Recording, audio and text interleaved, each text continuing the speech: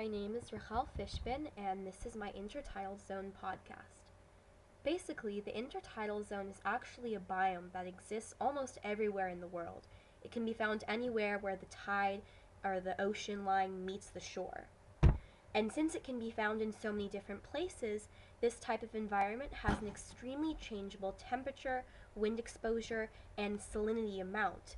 Therefore, it hosts a variety of different organisms no matter where it's found. Intertidal zones look like anything from rocky with many tide pools to a sandy beach or even mudflats.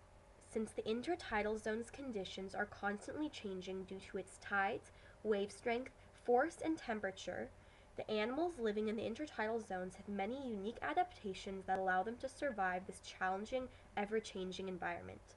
Let's examine some of these organisms now. There are 4 distinct zones in which organisms can be found in an intertidal environment. The first zone is called the spray zone. This area is dry for most of the day, but it is sprayed occasionally with salt water during high tides.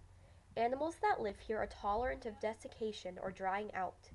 The main organisms that dominate this area are called lichens. Lichens are unique because they are actually 2 different organisms, fungus and algae, that live together symbiotically. Algae cells live inside the fungus for protection from environmental extremes. In return, the algae produces food photosynthetically to feed both itself and its host fungus. Lichens are found growing on rocks in rocky intertidal areas and have the unique ability to absorb nearly 30 times its weight in water, allowing it not to dry out and to survive the waterless times of the day. Not all algae live slowly with lichens. Green algae, like Periosa, shown here, is commonly found in Arctic intertidal zones and survives by itself by living in very dense communities for protection and shared water use. The next zone is called the high tide zone. The high tide zone is covered briefly by water during the highest tides of the day. Animals living here have adapted to be able to survive harsh tides during high tide and hot sun during low tide. Many organisms that live here have shells or other hard cases that protect them from terrestrial predators and the ever-changing conditions in their surroundings. Snails, like dog winkles, are unique to this area and are often found in mussel or barnacle beds. The dog winkle has a 3-centimeter hard shell. It lives in mussel and barnacle beds not only for protection from predators, but also because it feeds on organisms like acorn barnacles. Dog winkle can drill through the shells of mussels and barnacles with its radula, or small set of teeth-like structures, and then sucks the meat out from within the shell with its proboscis, or long flexible snout. A plant that is commonly found in the high tide zone is rockweed. Rockweed, shown here, is usually only found in high tide zones that do not have harsh wave and tide movement because they are very delicate plants that can be easily ripped from a rock, which is also why they do not live underwater as currents would tear them from the surface. Our next zone is the middle intertidal zone.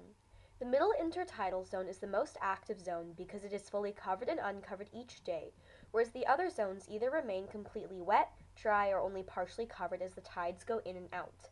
This zone has an increased amount of diversity and abundance of organisms due to the equal amount of water and sunlight exposure that provides a time of day and environment for a multitude of different species. This zone's most abundant organism is the barnacle.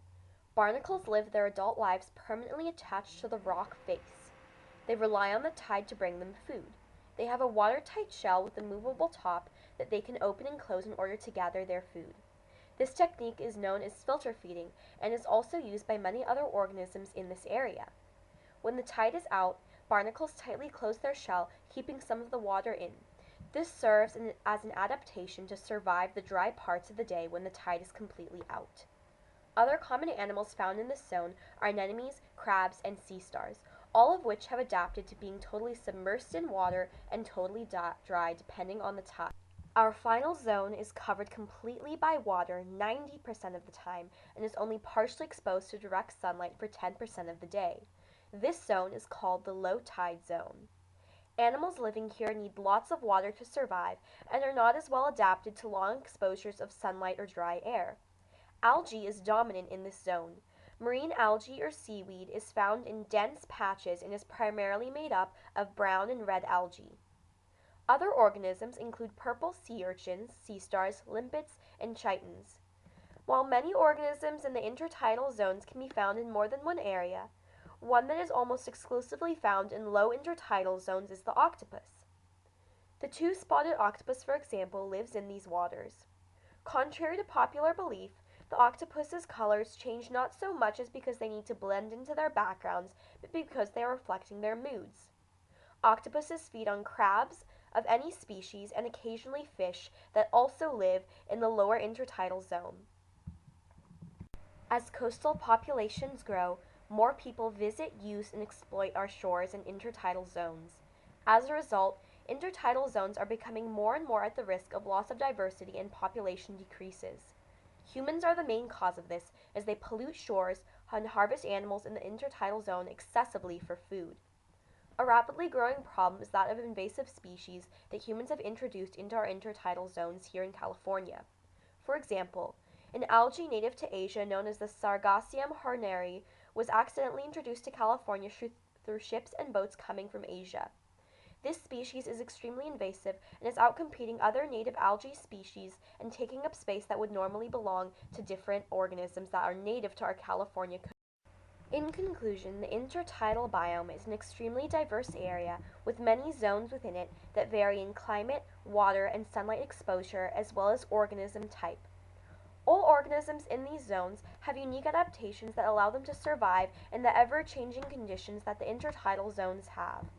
Thank you, and I hope you enjoyed my